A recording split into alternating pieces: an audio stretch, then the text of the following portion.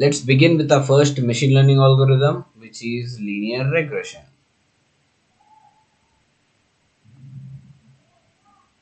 Linear regression. Now, let's assume that we own a gym. This is our beautiful gym.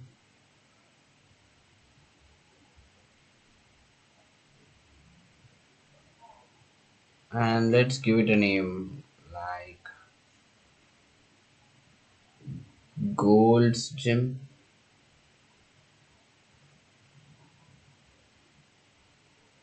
And assume that we have so many enthusiastic athletes coming to our gym. There are also women. And now we have been collecting their data. We collect data about each of these athletes' height and weight. And we have been collecting it for years now. So we have so much big amount of data. And let's assume we have this data. For this height, we have this weight, which is, let's say, 160 centimeter. We have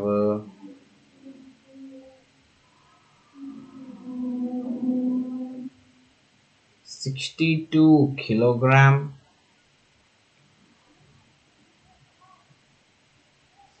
For 150, it is 55. 170, it is 66, and this goes on. Now, assume ours is very successful gym, and there's a beautiful heroine who comes to join our gym.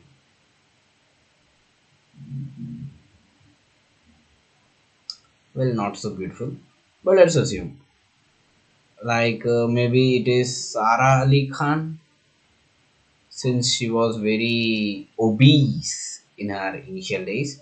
She comes to join her gym, and she tells that her height is around 166 centimeter.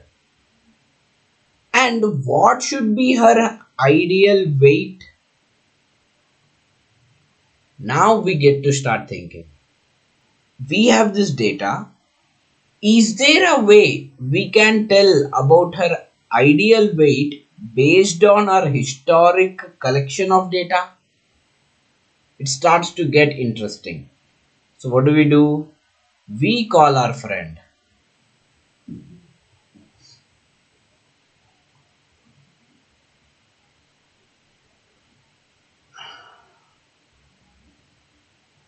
We call our friend the nerd friend.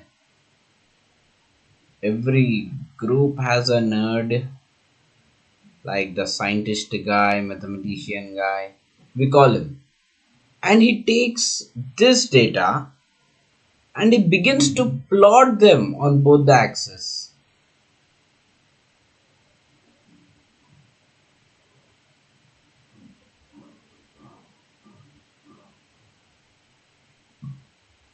Assume this x-axis is height and this y-axis is weight.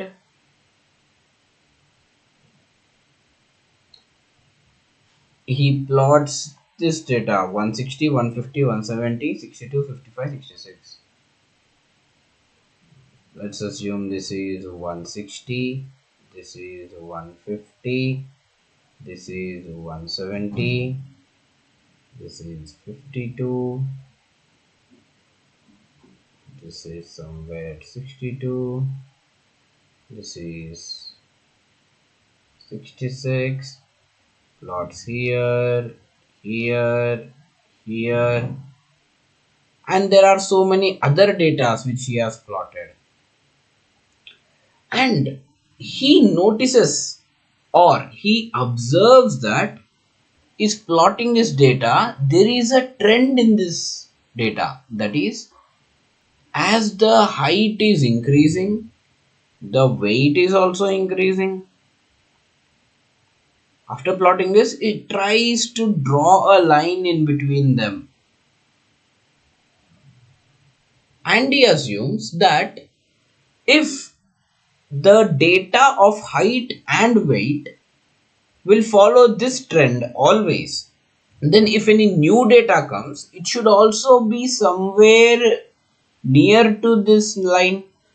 Now, based on this line which he drew, he will plot it on our graph and the weight 166, and corresponding to that weight he will tell her ideal height, which is maybe around again 62.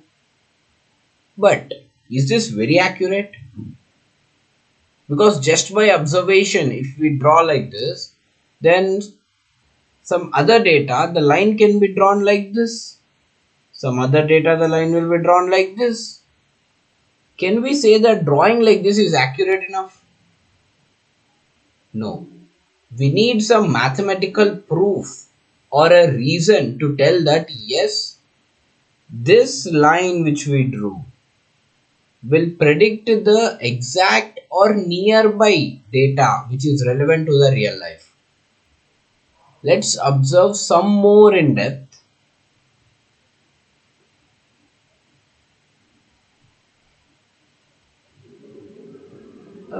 Let's say this is our plot again, and imagine we have the points somewhat like this. Now, what do we say? Can we tell that the data is increasing like this? Well, someone else can argue that no, it is being constant and it is just a straight line like this. So we really can't decide by just looking and telling that whether this line which we drew is perfect or not. Here comes the need for mathematical proof or reason to tell that this line which we drew will be more likely to predict the real world values. Well, how do we do it? Now, if we observe, let's delete this line and also these points, and let's scale them up and draw. Let's assume this white points are our real data and this line is the one which we predicted. If you observe clearly, for this point the actual predicted one is still here, but the real data is here. So we have this much amount of error, and even for this, the predicted one is here, the actual one is here. We have this much error. We have this much error here, this much error here, this much error, error, error, error, error. So, if we observe, we want this error to be as minimum as possible. Why? If this error was nearly zero, let's assume, then what would our line look like? Assume this was our line, and if this error was zero, then all of our points would come under a straight line. And if a new x comes here, and whatever we predict, there will be no error in the predicted and the real life value of the data. But this would be a very ideal case of having zero error. Hence, we can try to reduce this error as much as possible to get our best line. So now let's assume x, y. X is height, y is weight. Here we have points x1, x2, x3, x4, and their corresponding real life values y1, y2, y3, y4.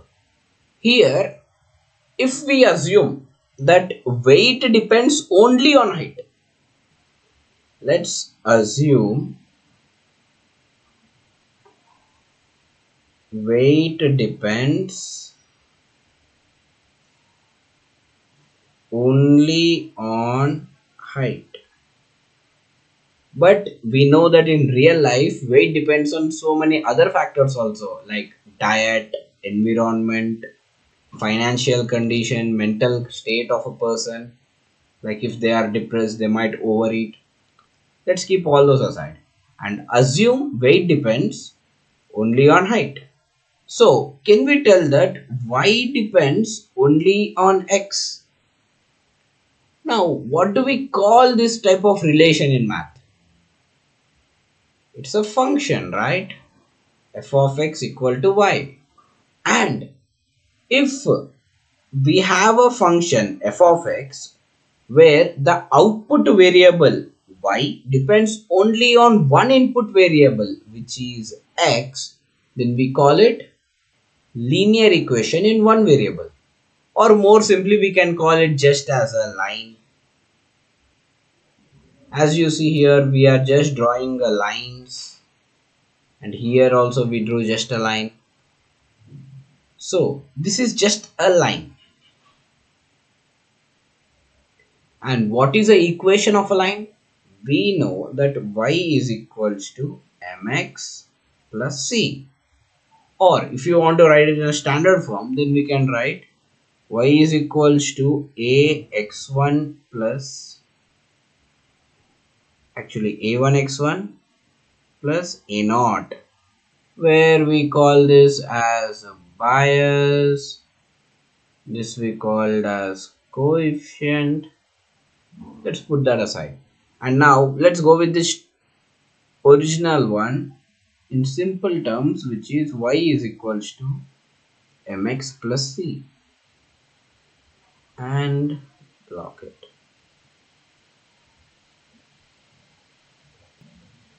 Now let's copy this.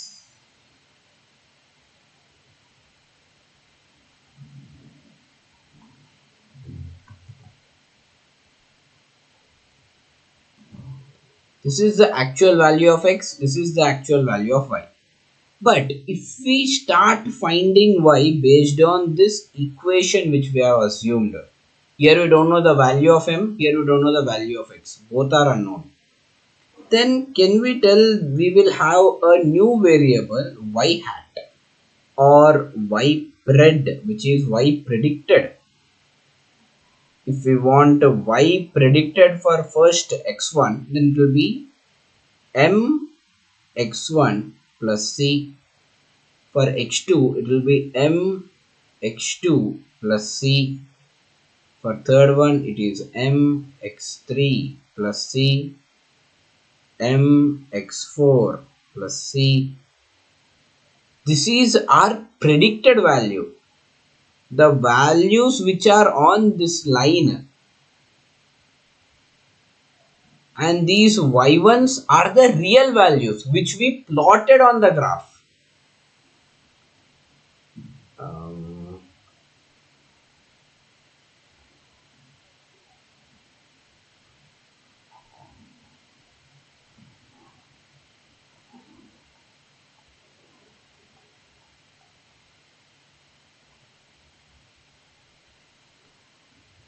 the predicted values are lying here.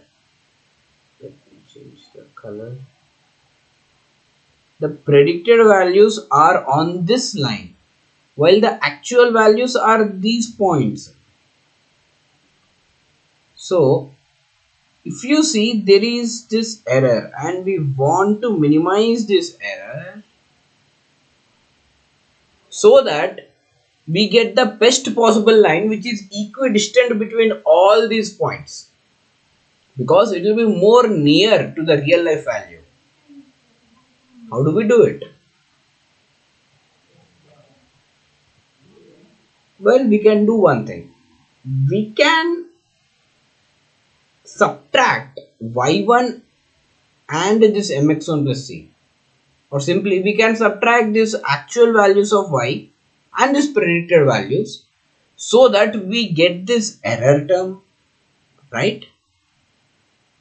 Like y1 minus mx1 plus c plus the first term y2 minus mx2 plus c dot, dot, dot. Like this, all these four terms we are going to take the errors, summation of the errors, and if we try to reduce that error, then we'll be done.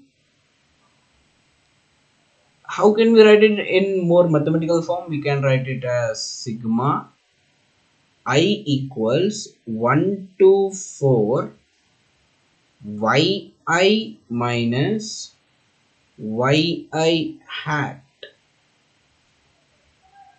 What is yi hat? It is nothing but the predicted values which corresponds to these values. But there is a small catch here. Can you find it out? Look. Assume we had a data somewhat like this.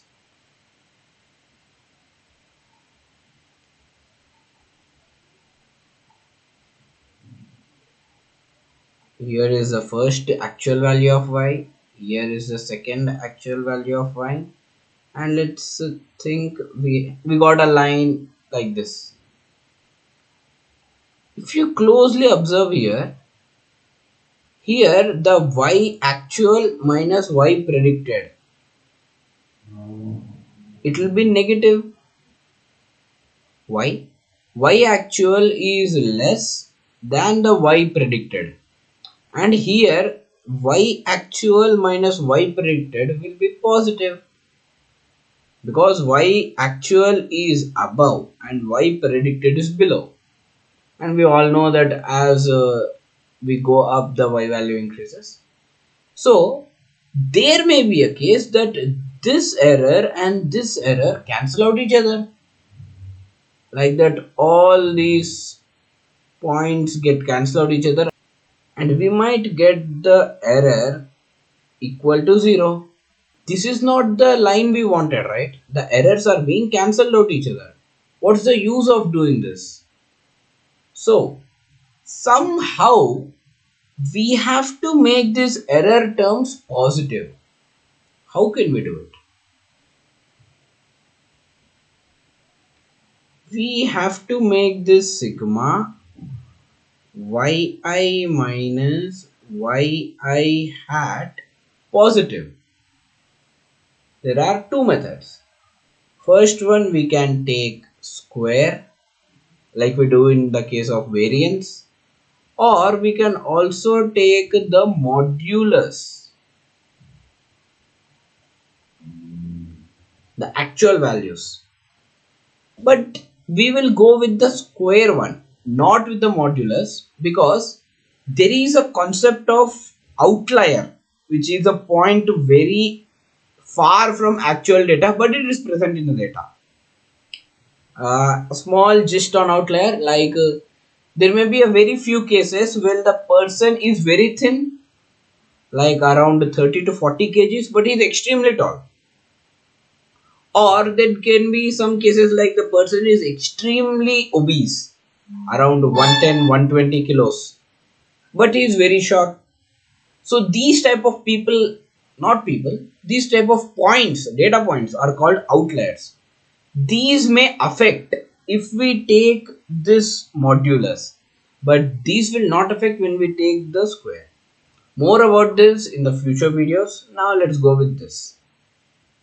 So if we take the square, then let's define this term as a new variable called loss.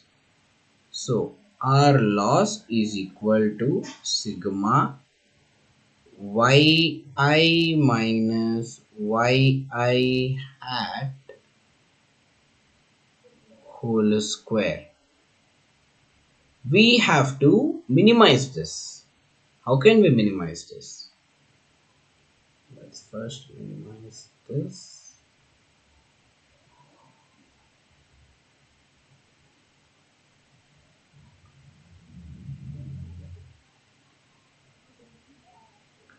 I hope you guys know about the concept of differentiation.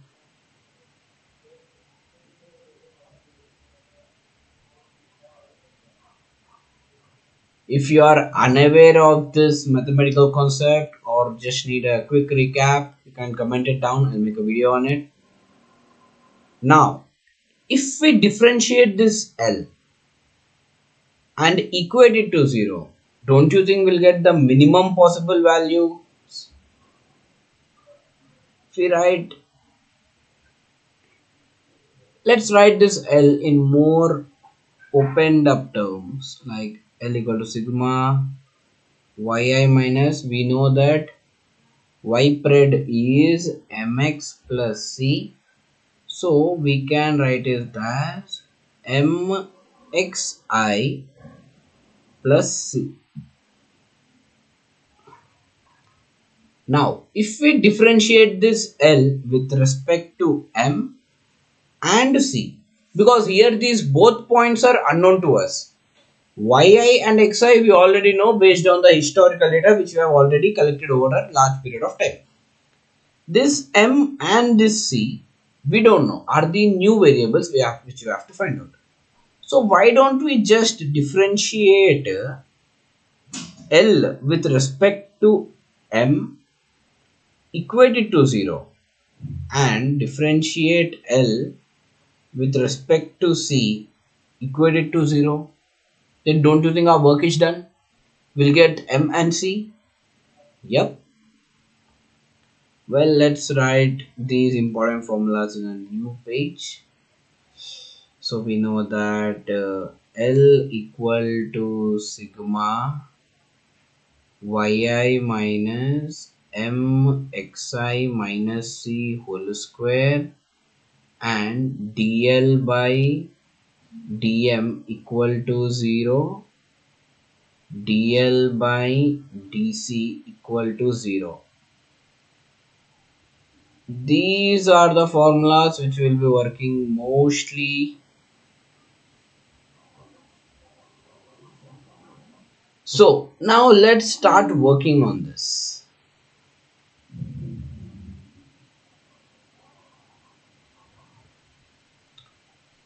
Assume we have some data of x, like let's say x is a data of price of some product.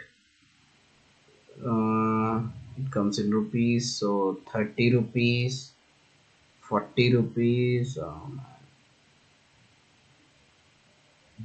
40 rupees and 50 rupees. And y, let's say it is quantity. For 30 we get 300, for 40 we get 400, for 50 we get 800. Now this is our data and let's quickly plot it on our graph.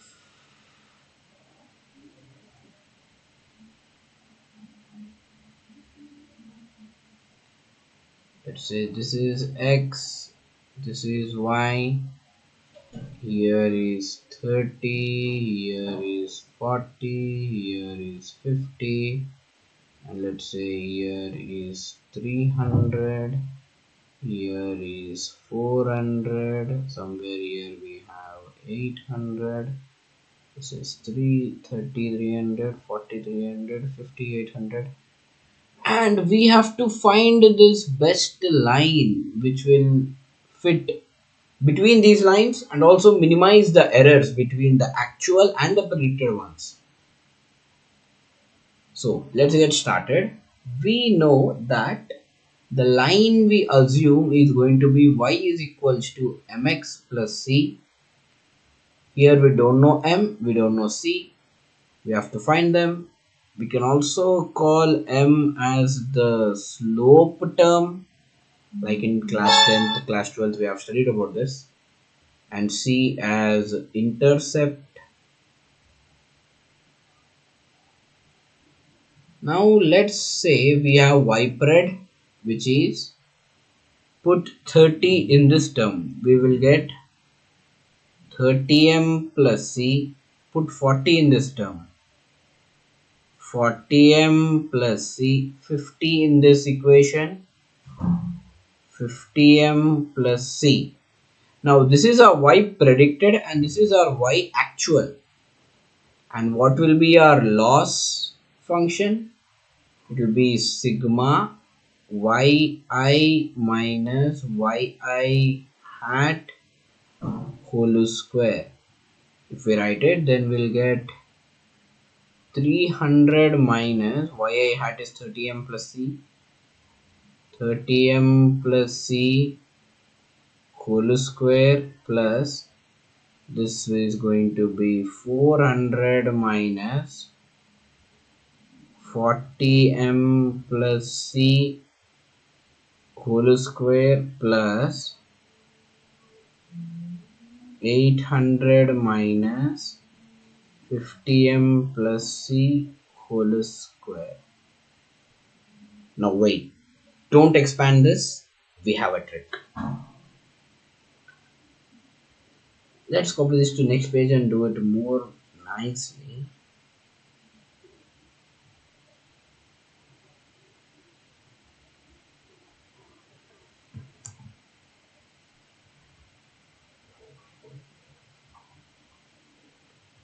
Now what is our next goal? It is differentiating dl with respect to dm or dc and put it to 0. We need both the equation. So let's do this. Now if we differentiate L with respect to M, what will we get here? Well, we know that differentiation is distributive over summation, which is, let's say we have y is equals to x1 plus x2 plus x3, then dy by dx is equals to dx1 by dx plus dx2 by dx plus dx3 by dx. I hope you guys know this, and since here we have the power rule, we will be using this formula. Derivative of x power n with respect to x is n times x power n minus 1. And one last formula, which is the chain rule formula. Let's say we have du by dx, then we can also write it as du by dv into dv by dx. I hope you all are familiar with these. We will be using them here. Now if we differentiate this first term, what do we get? We get this 2 in front, so dl by dm is equals to this 2 will come front and this term will be as it is written, 2 times 300 minus 30m plus c, and this 2's power will be reduced by 1, which is 1, into, since we are using the chain rule. Now let's differentiate these inner terms. We know a constant, if we differentiate, then it's going to be 0. So this is gonna be 0 minus, and this 30m, if we differentiate 30m with respect to m, then 30 is a constant. It will just be written 30 into differentiation of m with respect to m is 1 plus this c is another constant, so it will be just 0, right? Now plus same goes with this 2 times 400 minus 40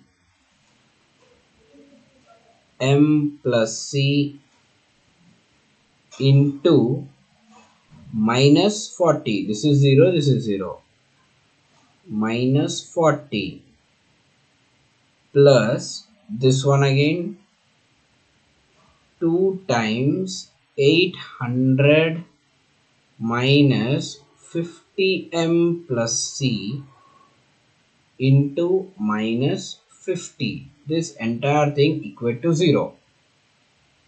Let's go to the next page. We have to copy this.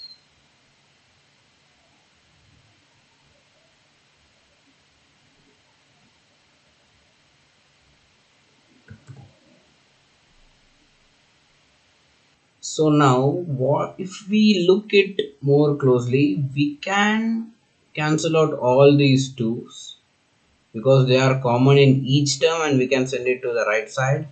And we can also cancel out this negative signs. So what do we have here finally?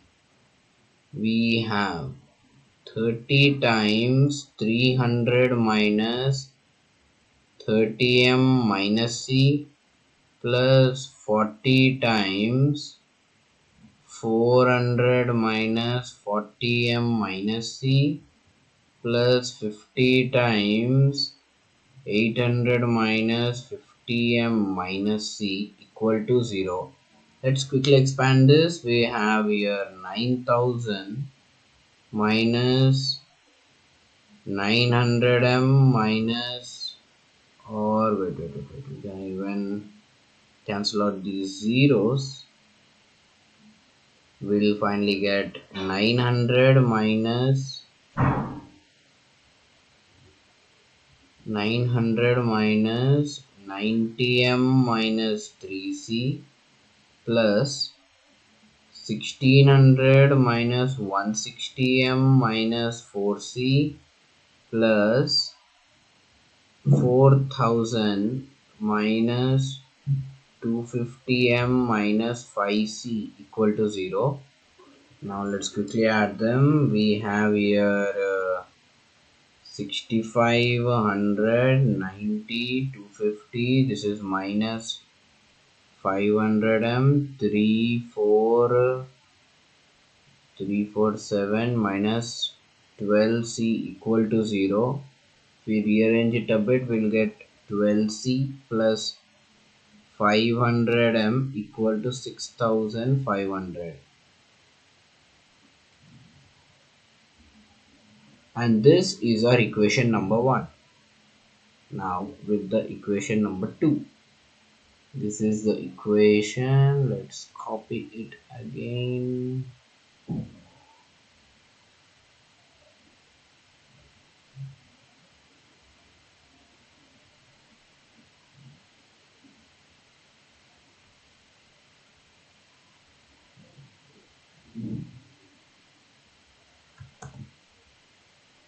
There we go.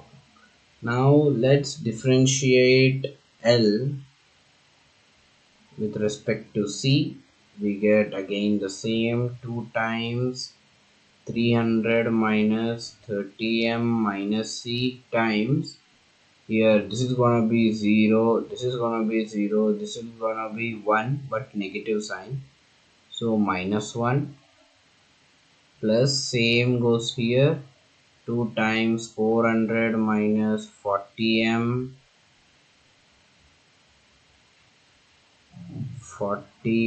minus c times minus 1 plus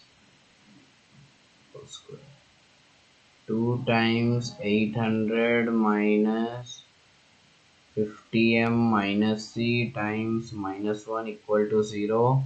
Now if we remove these 2 and negatives from each term, we will be left with 300 minus 30m minus c plus 400 minus 40m minus c plus 800 minus 50m minus c equal to 0.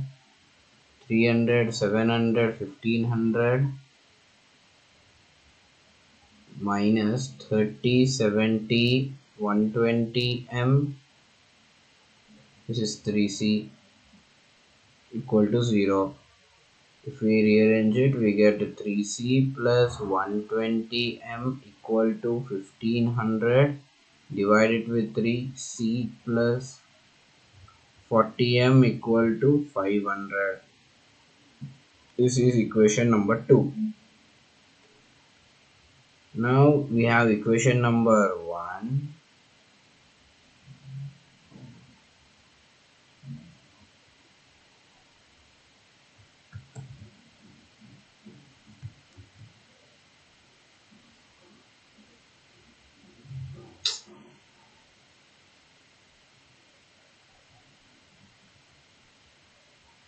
also have the equation number 2.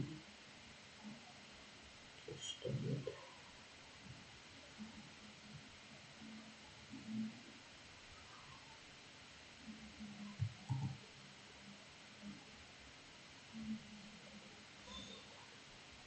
Now, as you can see here, if we multiply this with 12 and subtract from this, our work will be done. Then we have 12 times C minus, oh wait. Now, if we do 12 times 2 minus 1, this implies this is 0, 12, 480 minus 500 minus 20m, this is minus 6000, we have minus 500 plus 0 0, so we get m equal to 25. This is our third equation. Now if we use this in this, we get 40 times 25, which is 1000, equal to 500. So C equal to minus 500. So therefore our final equation will become y is equals to m 25x minus 500. This is our final equation of the line. It was a long one.